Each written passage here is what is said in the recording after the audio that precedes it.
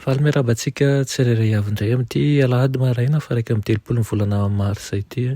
Sotran'Andriamanitra hatrany isika fa mbola nome ny tombonandro indray, nome ny fofinaina mahavelona izay avy aminy ary afaka mandray ny tenin'Andriamanitra amin'izao maraina izao. Alohan'ny hidirantsika ny mofinaina an'io dia hivavaka isika. Iranay tsara Andriamanitra, tolosainao ny dera ny laza ny ata sy ny voninahitra. Sotranao izay satria lehibe tokoa ny fahandram-ponao. Mbola mamposaka ny fahasavanao aminay ianao amin'ity maraina ity. Mangataka ny fanatrehanao feno izay satria hianatra ny teninao. Anaran'i Jesosy, amen. Dia ny mofinainantsika androany dia manao hoe tsy misy fahafatesana intsony mandrakizay. Alaina amin'ny Apokalipsy 2:24 manao hoe ary ho fafana ny ranomasy rehetra amin'ny masony ary tsy misy fahafatesana intsony sady tsy misy alahelo na fitaraina na fanaintainana fa efa lasa ny zavatra taloha. Amen. Tsy misy ranomaso na olona hitandrozotra handeha andevina na koa hoe mariky ny fisaonana any amin'ny fonenan'ireo voavonjy. Tsy isy ao am-ponina ao izy ilaza hoe marary aho. Ny olona izay mitoetra ao dia voavela heloko. Izay voalazan'i Isaia. Onjam-pahasambarana no hitosaka ary hialalina arakaraka ny tohizan'ny fotoanany mandrakizay. Aoka ho zava-dehibe indrindra amintsika ilay fahasambarana ny an-danitra. Aoka ny finoantsika mpisava ny raon'ny fahay-maizinana rehetra ka hibanjina an'ilay maty noho ny fahotan'izao tontolo izao. Novoany ho an'izay rehetra mandray sy mino azy ny vavahadin'ny lanitra.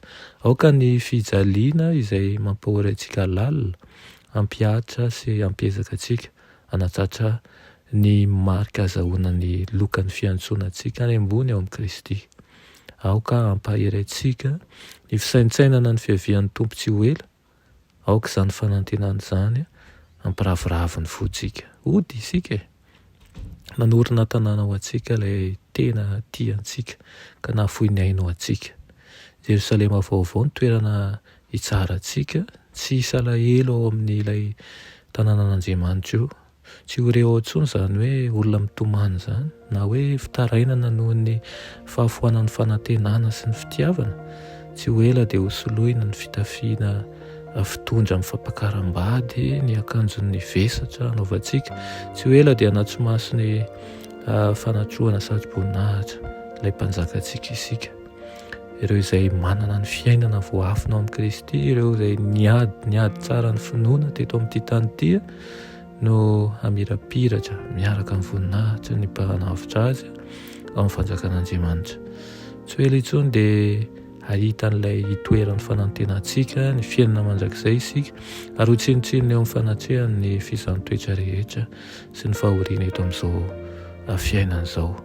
Miandrandra ary aoka ny finoanao hitombo hatrany. Aoka izany finoana izany ihany koa no hitaritarana anao eo amin'ny lalàny tery izay mitondra makany amin'ny vavahadin'ny tanànan'Andriamanitra ho any amin'ilay lanitra lehibe sy midadasika, ilay voninahitra ho avy izay tsy misy fehitra izay omena n'Andriamanitra ho anao. Tany mafy Kristy fa izy tokoa no famonjena ho antsika. Amen. Iranay tsara Andriamanitra mbola misaotra anao ny amin'ny fanantenana omenao anay.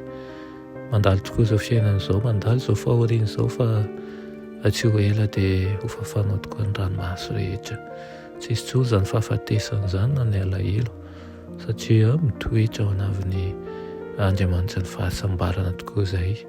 Ampianaro izahay hifikitra amin'ny teny fikasanao ary toetra manjakariva aminao ka hanana toe-tsaina maharitra ary ihany koa velom-panantenana aminao. Anaran'i Jesosy, amen.